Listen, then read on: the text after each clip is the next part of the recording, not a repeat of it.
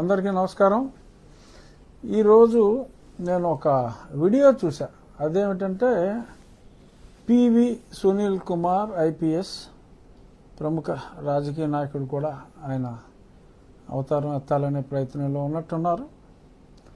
ఆయన ఏం మాట్లాడారో ముందు ఒకసారి మీకు చూపిస్తాను, ఆ తర్వాత చర్చిద్దాం. మీరు కూడా బాబు సోదరులు కూడా ఎందుకంటే మా డిమాండ్ ఇది. మీరు కూడా బాబు సోదరులు కూడా మాకు సహకరించండి. నేను ఈ వేదిక మీద విజ్ఞప్తి చేస్తున్నా.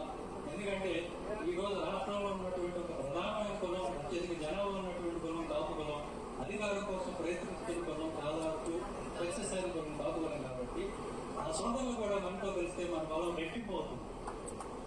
కాబట్టి మనం అందరినీ కలుపుకొని పోయి అందరికీ మన ఎజెండా ఏమిటో తెలియజేసి చెప్పండి. మీరు మా దళితవాడ పంచాయతీకి మద్దతు కలిగిస్తే మేము మీకు మద్దతు ఇస్తాం. మీ బాబు నాయకుడిని మీరు ముఖ్యమంత్రిని చేసుకోండి. మా దళిత నాయకుడిని ఉప ముఖ్యమంత్రిని చేయండి. మా హర్ష్ కుమార్ ఉప ముఖ్యమంత్రిని చేయండి. మా విజయ్ కుమార్ ఉప ముఖ్యమంత్రిని చేయండి.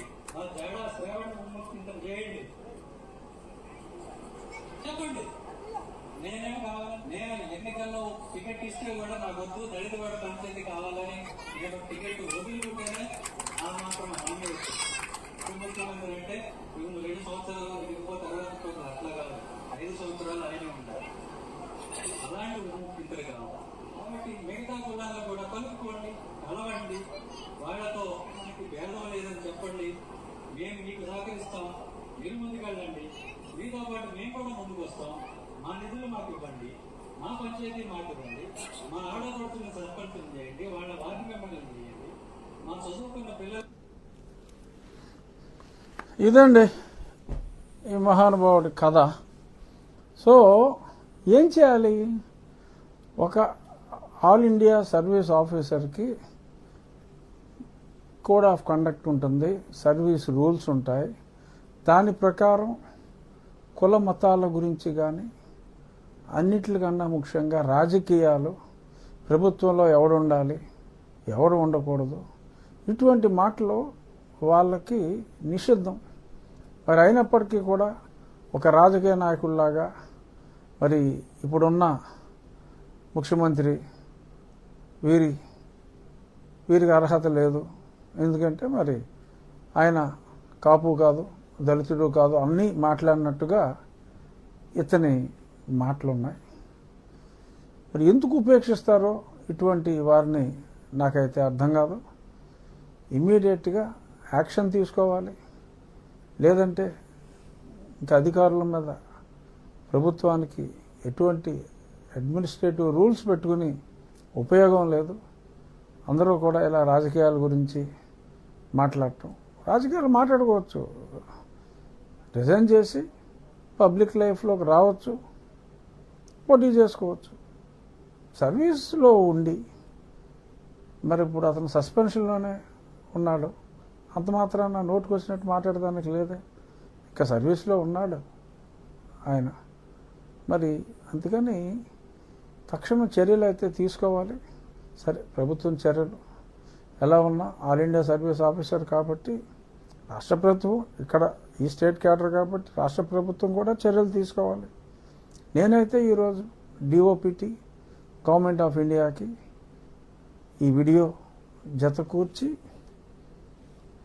తక్షణం చర్యలు తీసుకోవాలని చెప్తాను.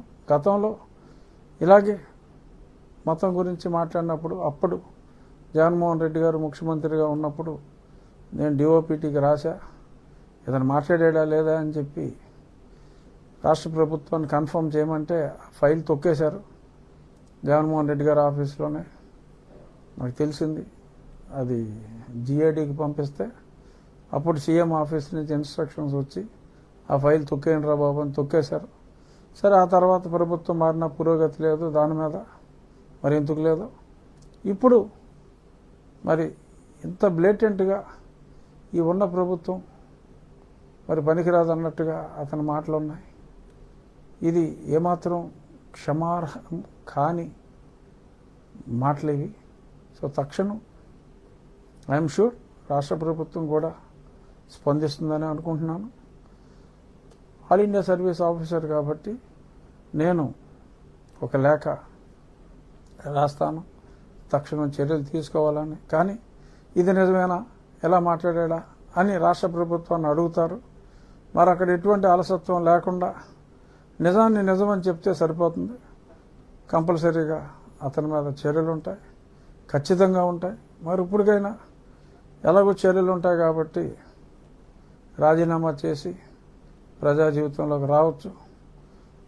ఆయన కాన్సెప్ట్తో ఆయన ప్రజల్లోకి వెళ్ళిపోవచ్చు. ఏమి ఇబ్బంది ఏమీ లేదు.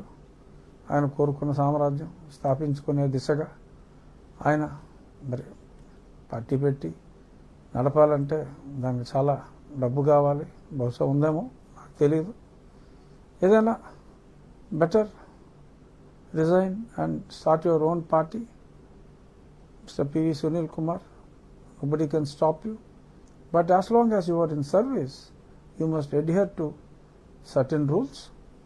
చూద్దాం దీని మీద కేంద్ర ప్రభుత్వం ఏం చర్య తీసుకుంటుంది, రాష్ట్ర ప్రభుత్వం ఏం చర్య తీసుకుంటుందో చూద్దాం. But people have to give their verdict. Can you comment like this against a good government when they are doing their best? So ఆయనకి మరి గత ప్రభుత్వం ఈ ప్రభుత్వం ఏదీ నచ్చలేదు. ఆయన ప్రభుత్వమే రావాలి అనుకుంటే మరి ఆయన రాజీనామా చేసి రావాలి. ఇలాగ మాట్లాడి మరి గతంలో చేసిన అరాచకాలకి మరి రేపు 4వ తారీఖు పిలిచారు. చూద్దాం ఏమవుతుందో. ఇంకో 3 రోజులే సమయం ఉంది. ఇటువంటి అత్యుత్సాహం సర్వీస్లో ఉండగా చేయటం సమంజసం కాదు అని చెప్తూ డెఫినెట్గా ఈసారి చర్యలు ఉండాలి అని చెప్పటం ఈ వీడియో యొక్క ఉద్దేశం. Thank you.